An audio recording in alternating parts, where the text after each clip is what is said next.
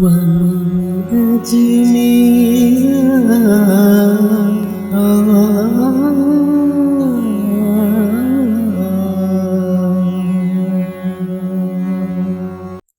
ہے الفردوس Islamic Urdu channel اور میں ہوں آپ کا lecture presenter and speaker doctor Taj Firdausi. السلام علیکم ورحمۃ اللہ وبرکاتہ۔ آج اس مبارک عید الفطر کے موقع پر آپ کے سامنے میں پیش کرتا ہوں عید کی تمام تر خوشیاں۔ اللہ تعالیٰ آپ کو نصیب فرمائے۔ آج جس موضوع سے میں شروع کر رہا ہوں وہ ہے غنیت الطالبین، جسے سیدنا شیخ عبد القادر جیلانی رحمۃ اللہ علیہ نے لکھا ہے۔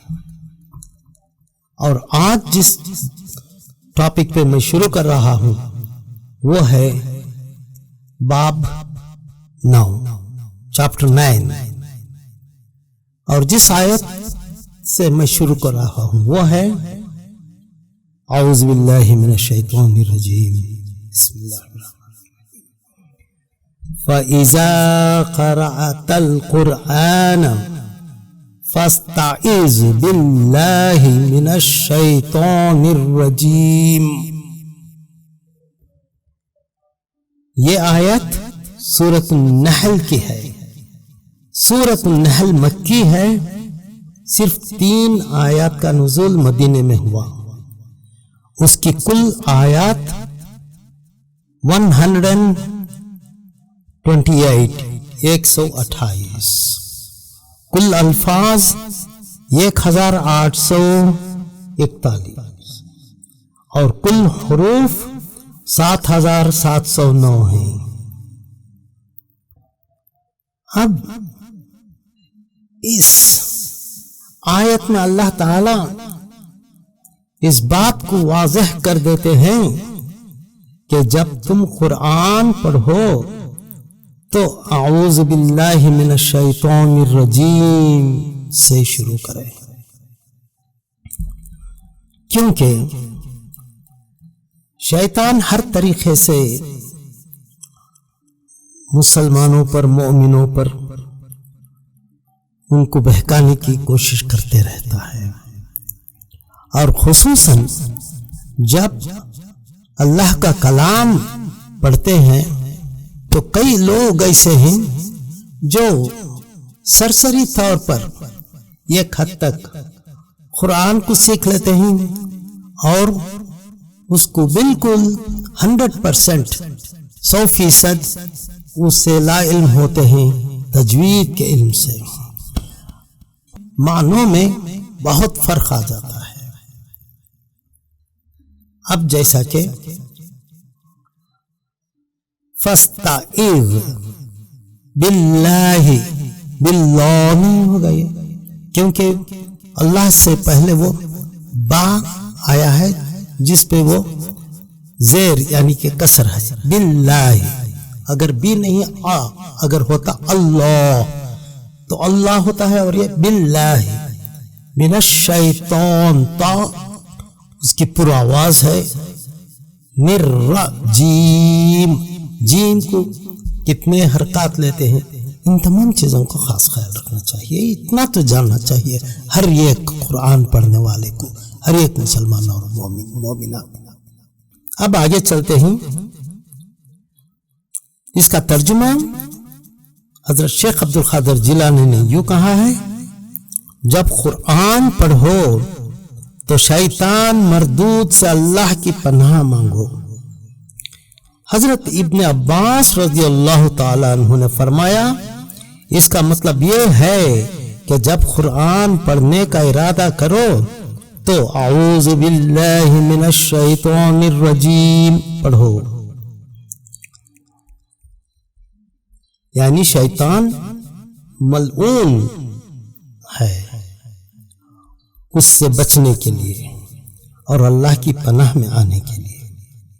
ابن عباس رضی اللہ تعالی عنہ نے فرمایا، ابلیس لعین کے لیے اعوذ باللہ پڑھنے سے زیادہ سخت اور کوئی چیز نہیں۔ انہ لیس لہ سلطان علی الذین آمنوا وعلی ربہم یتوکلون، یعنی اللہ کے علم میں ہیں، اللہ کے علم میں جو لوگ مومن ہیں اور اللہ ہی پر بھروسہ رکھتے ہیں ان پر شیطان کا قابو نہیں ہو سکتا کہ ان کو سیدھے راستے سے بھٹکا سکے۔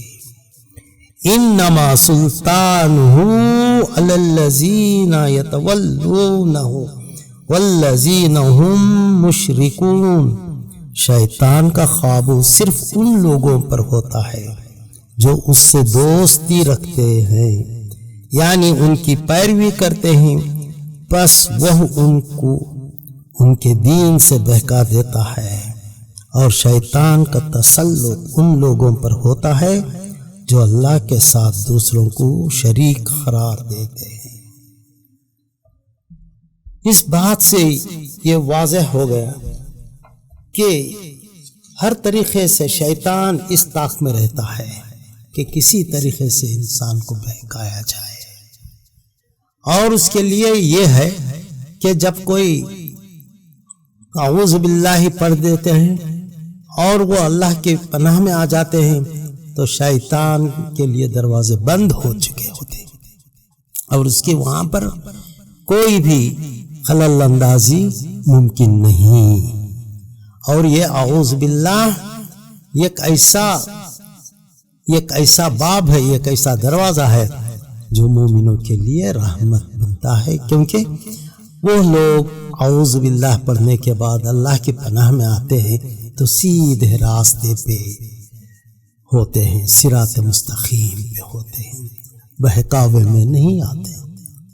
ناظرین اکرام، غنیت الطالبین کی اس مبارک چیپٹر سے میں نے جو آغاز کی ہے، اس سے اور آگے ہم بڑھیں گے میرے نیکسٹ لیکچر میں، جس میں اعوذ باللہ من الشیطان کے ساتھ اعوذ برب الفلق، اعوذ برب الناس، ان باتوں کے لیے اعوذ جو ہے پناہ میں آتے ہیں اللہ کی کس چیز سے، اس کے بارے میں اور بات ہوگی۔ جزاک اللہ خیر۔ ڈاکٹر تاج فردوسی کو اجازت دیجیے۔ آپ سب کو عید مبارک۔ السلام ورحمۃ اللہ وبرکاتہ۔